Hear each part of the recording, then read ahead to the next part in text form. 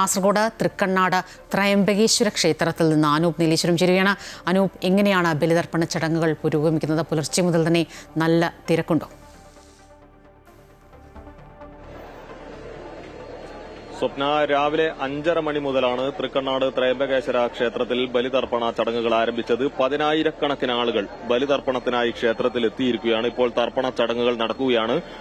ക്ഷേത്രത്തിനരികിലായി മഴ മുന്നിൽ കണ്ട് കെട്ടിയുണ്ടാക്കിയ പന്തലിൽ വെച്ചാണ് ബലിതർപ്പണ ചടങ്ങുകൾ നടക്കുന്നത്. ഉത്തര കേരളത്തിലെ ഏറ്റവും വലിയ ഒരു തർപ്പണ കേന്ദ്രമാണ് ഇത്. ദക്ഷിണ കാശി എന്നറിയപ്പെടുന്ന തൃക്കണ്ണാട് ശ്രീ ത്രയംബകേശ്വര ക്ഷേത്രത്തിൽ തിലഹോമത്തോടുകൂടിയാണ് ബലിതർപ്പണ ചടങ്ങുകൾക്ക് തുടക്കം കുറിച്ചത്.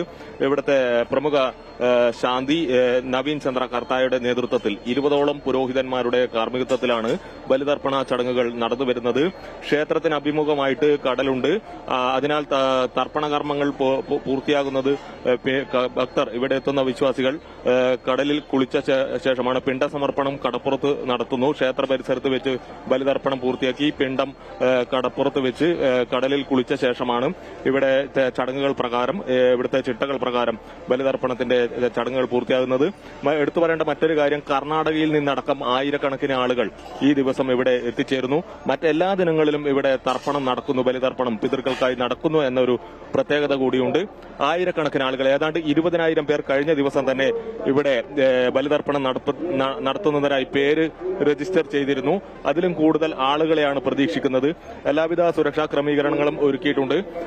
കടലരികിലായി പോലീസ്, അതുപോലെ തന്നെ ഫയർഫോഴ്സ് സന്നാഹങ്ങളെല്ലാം തന്നെ ഒരുക്കിയിട്ടുണ്ട്. 10,000 രാവിലെ മുതൽ ഇവിടെ ക്യൂ നിൽക്കുകയാണ് തർപ്പണത്തിനായി. ദക്ഷിണ കാശി എന്ന് അറിയപ്പെടുന്ന തൃക്കണ്ണാട് ത്രയംബകേശ്വര ക്ഷേത്രത്തിൽ ബലിതർപ്പണ ചടങ്ങുകൾ പുരോഗമിക്കുന്നതിന്റെ ദൃശ്യങ്ങളാണ് കാണുന്നത്. 20ഓളം കർമ്മികളുടെ നേതൃത്വത്തിലാണ് ഇവിടെ പിതൃമോക്ഷം തേടിയുള്ള ബലിതർപ്പണം നടന്നു വരുന്നത്. സ്വപ്ന, അങ്ങനെ തന്നെയാണ് സംസ്ഥാനത്തുടനീളം, ഇങ്ങ് തിരുവനന്തപുരം മുതൽ അങ്ങ് കാസർഗോഡ് വരെ വിവിധയിടങ്ങളിൽ പ്രധാനപ്പെട്ട സ്നാനഘട്ടങ്ങളിലെല്ലാം ഇന്നിപ്പോൾ പിതൃമോക്ഷ പുണ്യത്തിനായി ബലിതർപ്പണം നടത്തുകയാണ്.